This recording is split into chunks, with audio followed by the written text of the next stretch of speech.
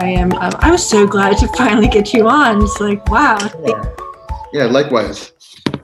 You know, Pleasure. Thanks for having me. well, it's definitely a pleasure to see you. And I was following your GoFundMe for the Bob. Bobcat, yeah. Look at that. Bobcat, yep. And what fascinated me was Yeah. not long ago, my aunt recently passed away from MS. Oh, I'm sorry to hear that. In 30 years, battling with it for 30 years. Very, And I was just like, this is so cool. yeah. And you're getting A-list stars to be a part of it as well. And I mean, I'm really proud of you. Thank you. Thank you so much. How did you get involved with that? My lead actor and the co-writer, Tim Realbuto, his mother has MS, and she's been battling it for 16 years now. Oh. And him just being her caretaker, he wanted to give his character in the movie MS as like an honor to her. Oh. And Tim in real life was like morbidly obese, and like he also like wanted to like have the movie go hand in hand with his like weight loss journey. And we shot it like the movie Boyhood, like the first half in September of last year, and we're going back to shooting the rest of it in July. And Tim has like lost like well over 100 pounds so far. I saw the pictures. It's just incredible. I mean, it really is inspiring, because I know this last year with everything being shut down, everyone put on a ton of weight. It's like, I mean, and so, but for him to do that,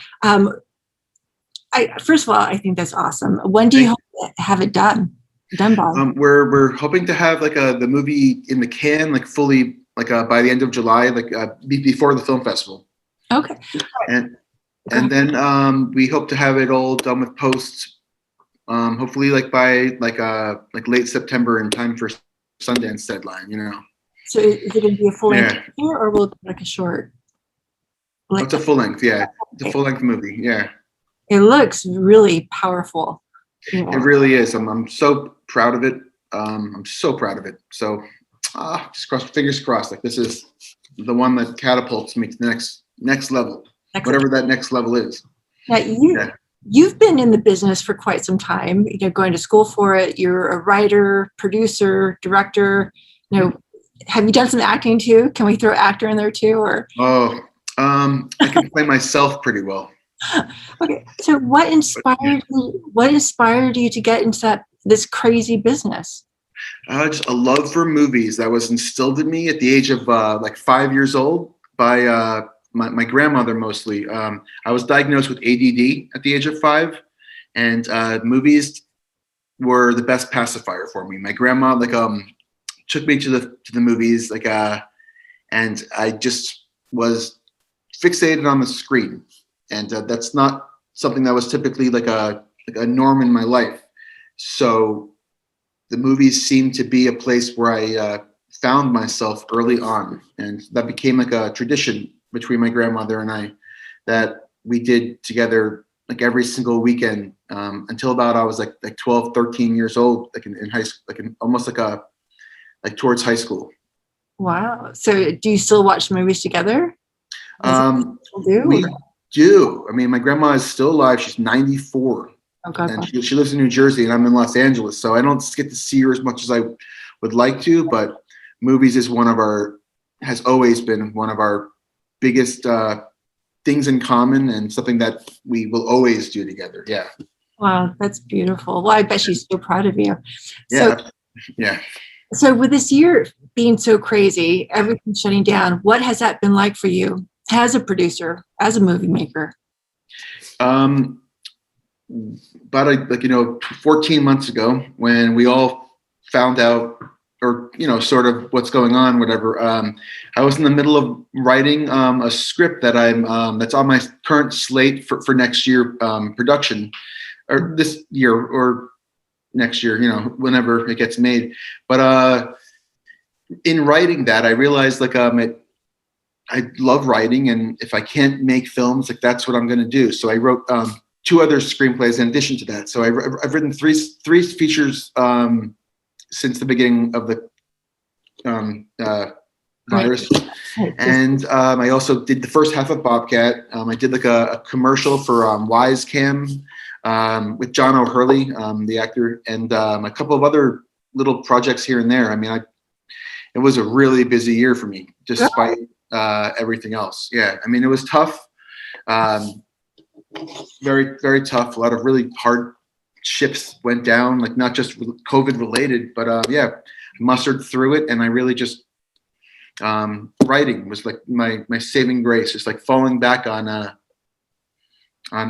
my gift and love of writing, which is like the foundation of any story. Right, especially good writing. Sure, yeah. Well, okay, so you're going to be part of the Action on Film Festival, the AOF MegaFest, this summer in July in Las Vegas. You're making your debut festival. Yep. You have some really incredible prizes. When I saw this, I mean, I thought, wow. Do you want to talk a little bit about that, about how you decided to come about doing something like this? I would love to, absolutely. So I started this festival because like I've been going to film festivals since I was like 24 years. Well, really, I've been going to it since I was in college. Like when I was a sophomore in college, like there's like a internship where an interterm class, where they took us to like Sundance Film Festival in January.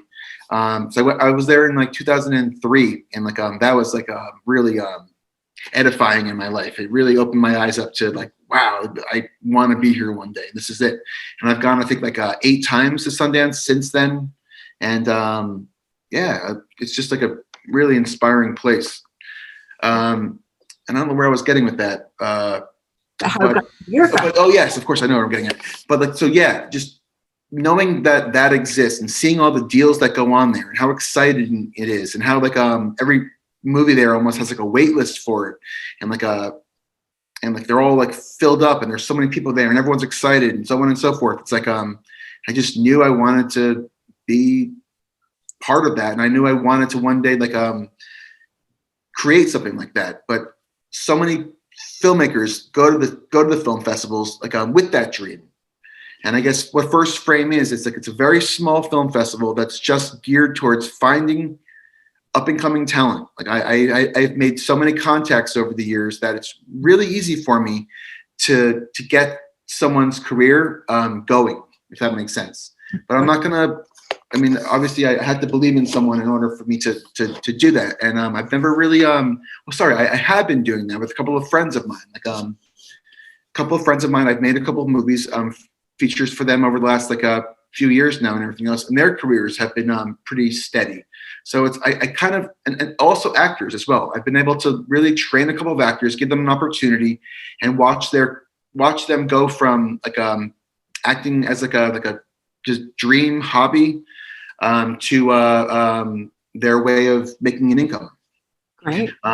And that's what I want to do. I'm not sure if I'll find 2 people or if I'll find 20 people through my inaugural year at First Frame International here.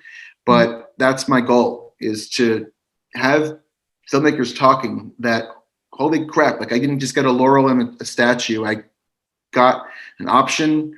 Rob set me up with this person, and he was able to raise $50,000 on like WeFunder for me, as well as getting me this A-list or B-list star attached to the movie, which allowed me to get this investor attached for $30,000. And I just want to make projects happen because at the end of the day, it's just making phone calls and emails on to certain people.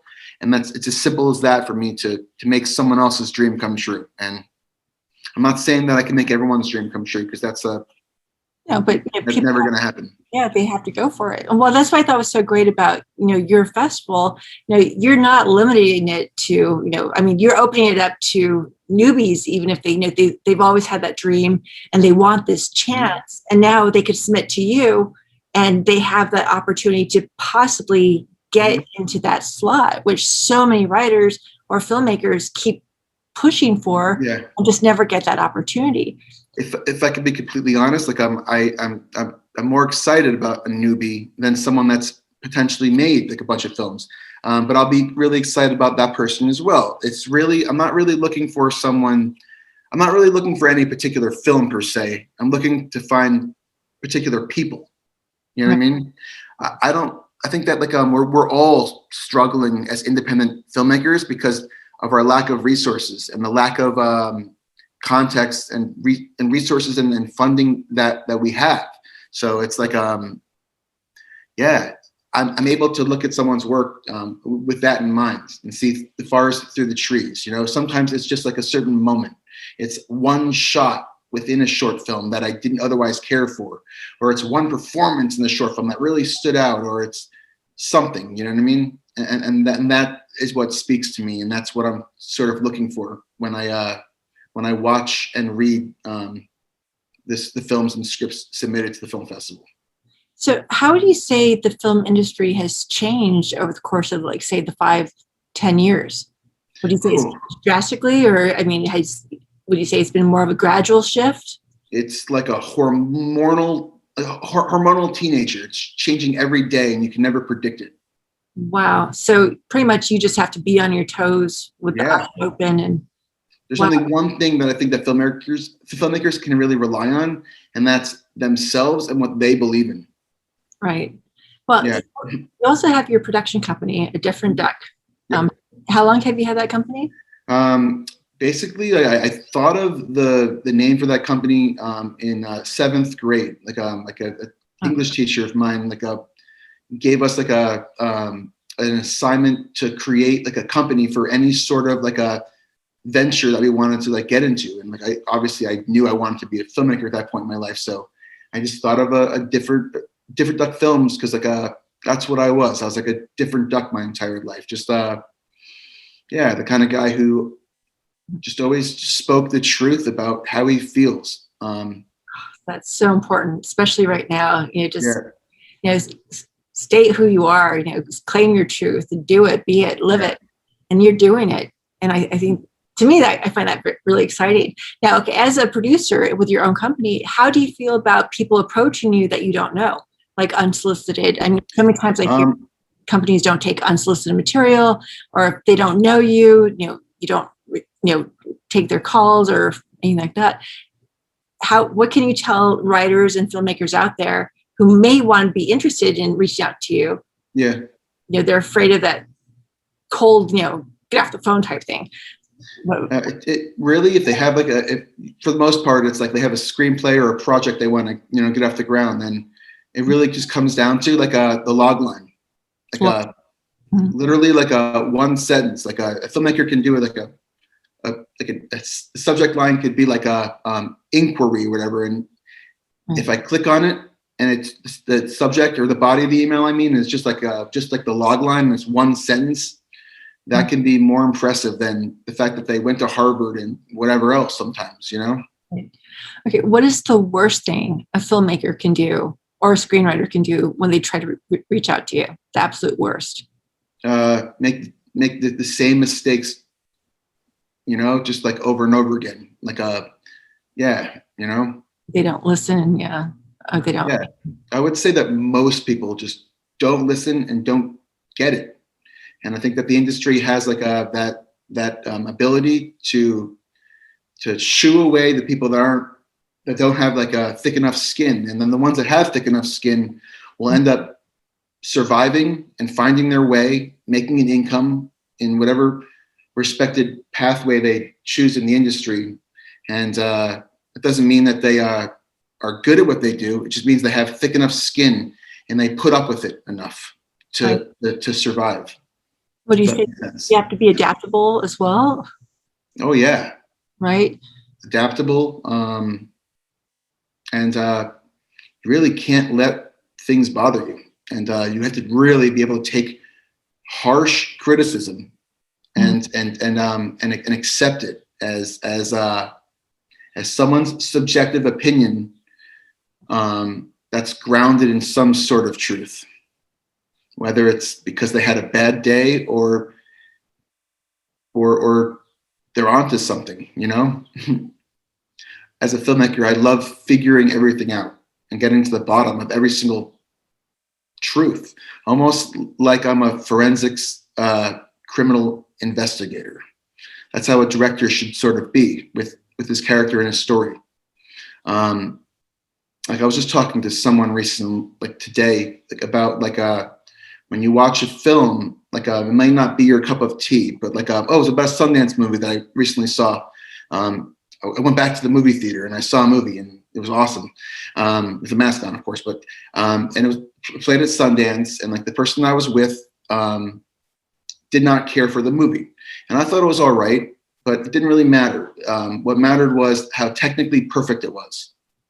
You know what I mean? For what it was, the movie didn't have like any continuity issues, as far as I can see. The effects looked good, the music was good, the sound design was good, the editing was good, and like the only thing about it was the fact that the story was kind of divisive. You know what I mean? Right. And that's what kind of sometimes prestigious film festivals look for, something that is divisive, you know, that's something that maybe people won't like, but that people will talk about. Right. Well, if you get the talk going, you generate the conversation, that has this weight, weight worth of gold. Yeah. So what is a great movie to you? I wish I could just, you know what? I'm going to do it real quick. I'm going to go on a little tour of some like all these posters around my house, you know? Okay, cool. 1 second here. So yeah, there's Pulp Fiction. I got Big Lebowski, The Wolf of Wall Street, Royal Tenenbaums. That's the Future, Lost in Translation, American Beauty, Clockwork Orange, American Psycho, Eyes Wide Shut over there. Yeah, those are probably some of my favorite movies. Oh, yeah. And then in my kitchen, I have like about 100 more. I just have movie posters all over my house.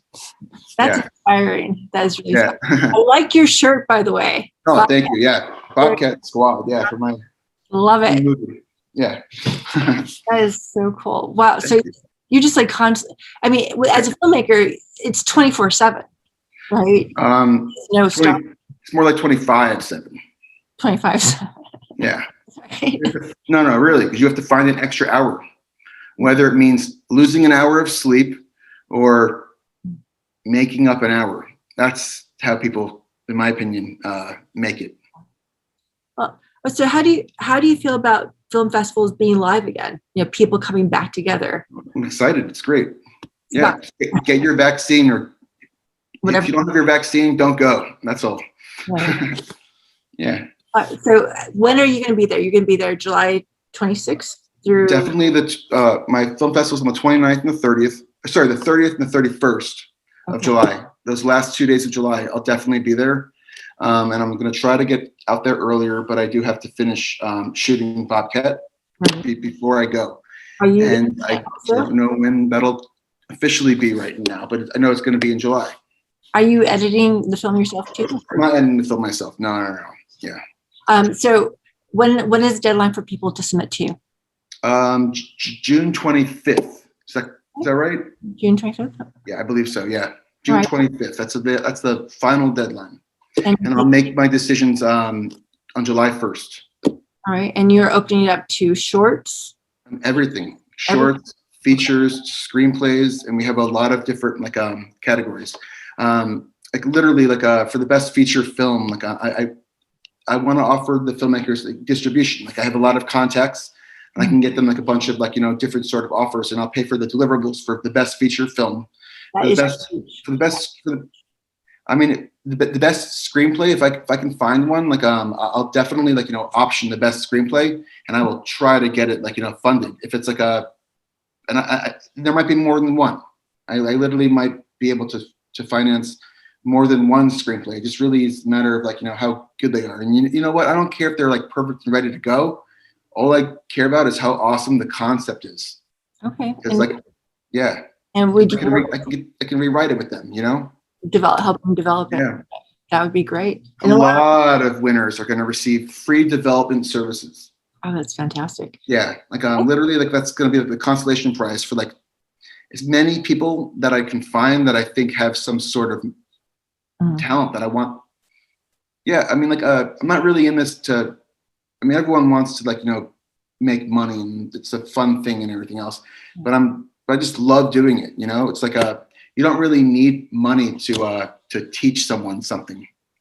Right. So, and that to me is more fun than spending a lot of money, I guess. Well, if you love it, that means everything. That's not work. That's, your passion. That's, making magic happen when you love what you're doing. Okay. I'm also a father, and it's really opened up my eyes to the possibilities of how you can really encourage and inspire someone else. And to me, like encouraging and inspiring others is more rewarding than like just about anything. So do you take, being a father, you're obviously a mentor to your child. Do you take interns for your production company? Is that something you do with it? Yes, we are currently looking for interns. We just interviewed like a bunch of them. And we found some really good possible choices, but we're always looking. So yes. What a great opportunity for a young filmmaker to be able to work inside a production company to see what's really going on. That's really exciting. Well, you are making so many things happen. I definitely want to see your Bobcat movie. I'm excited, and I love following it on social media. Yeah, thank you. You are on social media. How can people find you? Different Duck Films, Margolies. I'm on social media. It's not my forte, but for it's First Frame International Film Festival.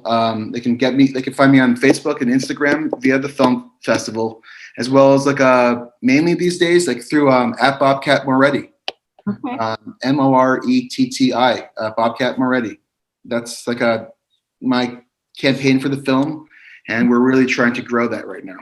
That's going to be very exciting. I can't wait to see it at AOF. It's going to be very exciting. Bobcat's not playing at AOF. It's not. Okay. We're still shooting it. Oh, that's right. Yeah. All right. Well, the film festival is going to be at AOF, of course. Right, and you will be there. Of course. It'll be a lot of fun. And if when people go, they can come up and say hi, approach you, no problem. Of course, I'm very approachable. A lot of people need to know that, because they show up and they're nervous and what do I do? And just say hello, right? Yeah. And that's I wish I can educate those people not to be nervous, because life is just way too short. Right. And if you're not in the mood to be rejected, then you're not in the business to be in show business. Right. So it's simple as that. If you can't say hi to to anyone, oh man, yeah, it's gonna be tough. Well, yeah. I'm curious, because when you were saying you have to have a thick skin. Yeah. And I know some people, they get very attached to their writing or to their project, and they think it's perfect, and because they put so many hours into it, and then when they get that first criticism, and then they kind of fall apart or they get angry. What would you say to them to help them move on? So they wouldn't be, depressed or angry, but would rather actually go back to the project and take another look at it.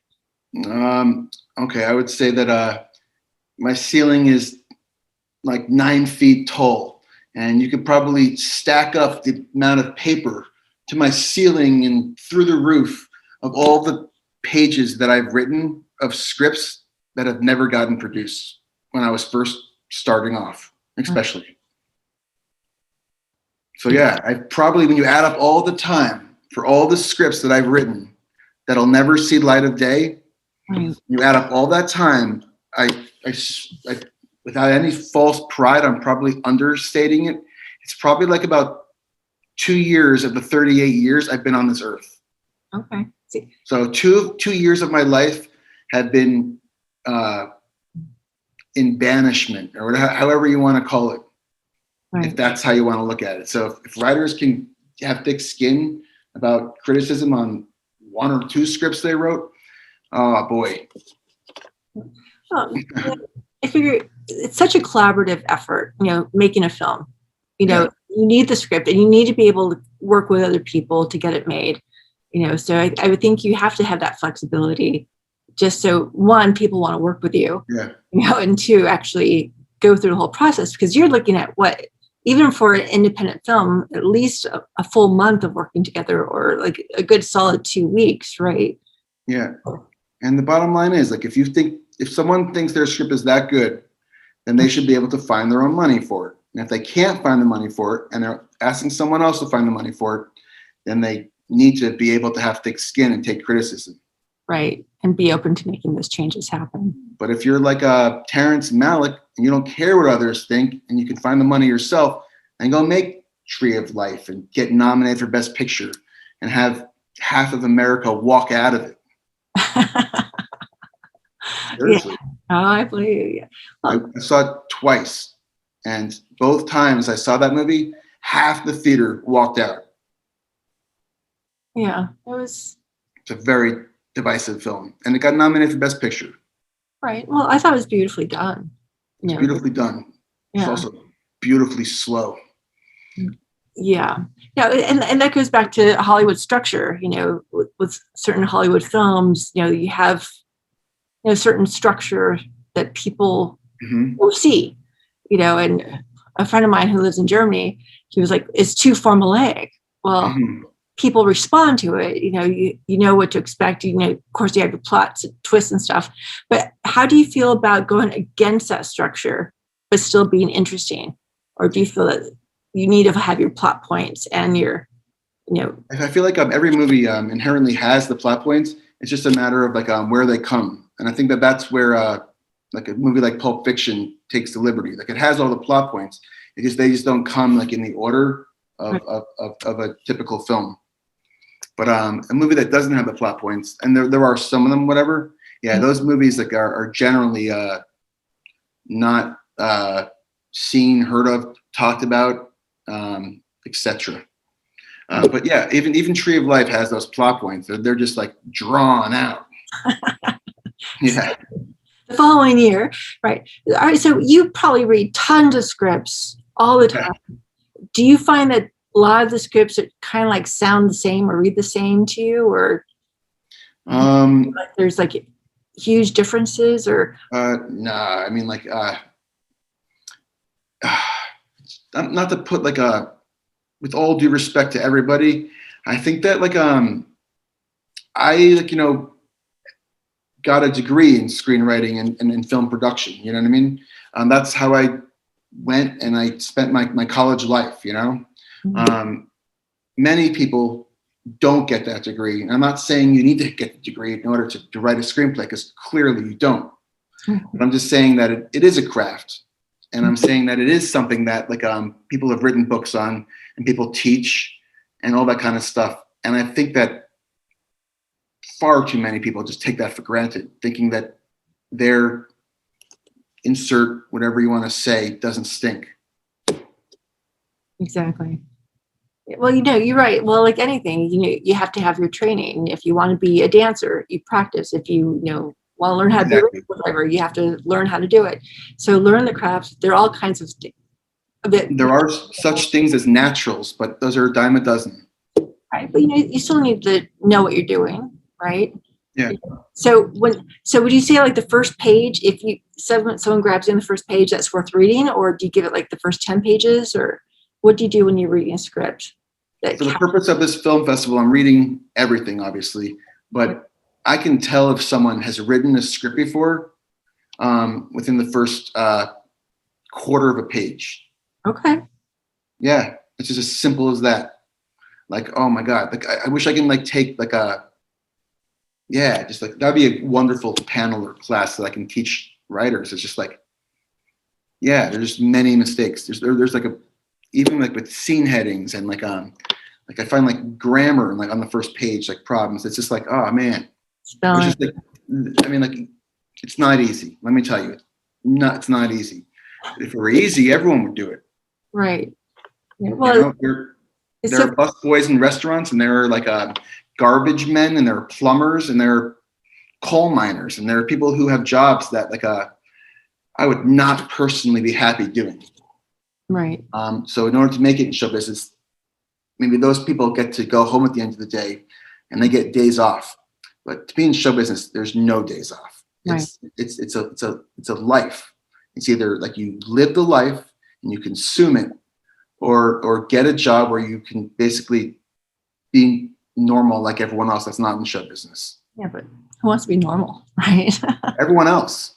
Right. My father, God bless him, he's a very normal, awesome man, and he's totally content, and he's a hero of mine for that. Wow. Yeah. Does he live in New Jersey or? Yeah, he does. Yeah. All right, but he supports what you're doing. He, supports your dream. Of course. Yeah. He's completely impressed. Yeah. That makes all the difference in the world. Now, what if your kids want to be filmmakers? Oh, well, who's to say they aren't already? Okay. Yeah. They are, they have some stealing scenes opposite Taryn Manning in Bobcat. Wow. Yeah. They're really cute and they're really spunky. And my little one loves to act. My older one probably does. Yeah. He probably will not be so much in the biz, but like my little one, my younger son will definitely, yeah. He's a little ham. He loves it. Oh, that's fantastic. Yeah. Great.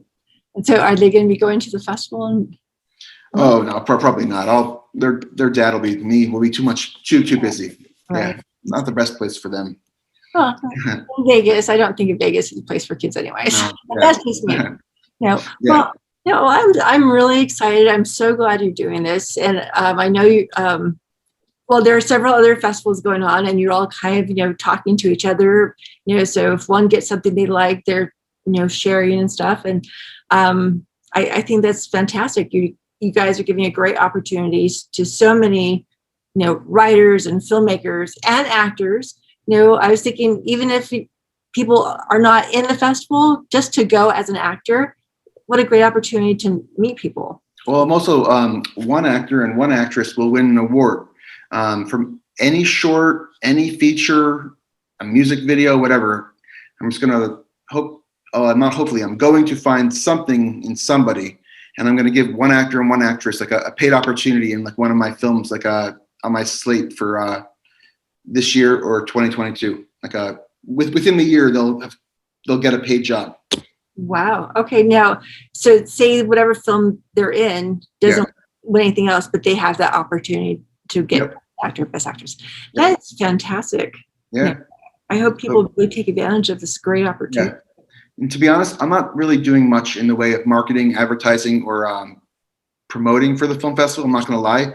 I don't have so much time. This is all word of mouth for me. So literally, I'm not getting very many submissions right now. Like literally, like I have maybe like 5 movies in one category to choose from right now. And that person's going to have their friggin' dreams made. So it's quite shocking to me, but I don't really care. I don't have time. I'm just hoping that word of mouth spreads, and next year everyone's just like, whoa, that person got this, and that. I'm submitting there. What happens though? Everyone submits like the last day of the submission. So June 26th, you'll have like all these submissions. Like, where have you guys been the past month? Who knows? I'm not getting my hopes up, but I will say that some people will definitely have their hopes up. Okay, well, good. That'd be a great opportunity for them. But I'm hoping that people really take advantage of this opportunity, because at Action on Film Festival, there are going to be so many different festivals, so many different people, great networking opportunities. We haven't had the chance to really network for the past year. Yeah. So just to start getting into that groove again, you know, and I think that's so important. I love what you're doing. Yeah. As an example right now, one GLBTQ film was submitted to me. One. So that person right now, and maybe they're watching this, you're the winner right now. Oh. You still have like 6-8 more weeks to go, right? Of course. Okay. Yeah. All right. So I'm thinking, All right. Well, we'll see. You'll get more submissions, I'm sure. Cool. So it's All right, guys. You guys submit. Right? You can't win if you can't play, right? You gotta, and it is a game. I hate to say it. This business, you gotta. There's, to be honest, the reason why I'm not really doing that active promoting is because there are so many film festivals out there. There's so many. Like literally, I get like 7 emails a day. 40% off this, 60% off this. Right. I don't personally want to be one of those. Right. I want mine to be exclusive, word of mouth. Well, you're offering great prizes that are different. I've never seen a film festival offer what you're offering. So I think for just that alone. But you want it to be different. It has to be different. Right. Well, word of mouth is going to mean everything, and what I like about the AOF is that you do have so many different types of festivals together, which brings even more people together. Mm-hmm. Yeah, exactly. So all the more fantastic.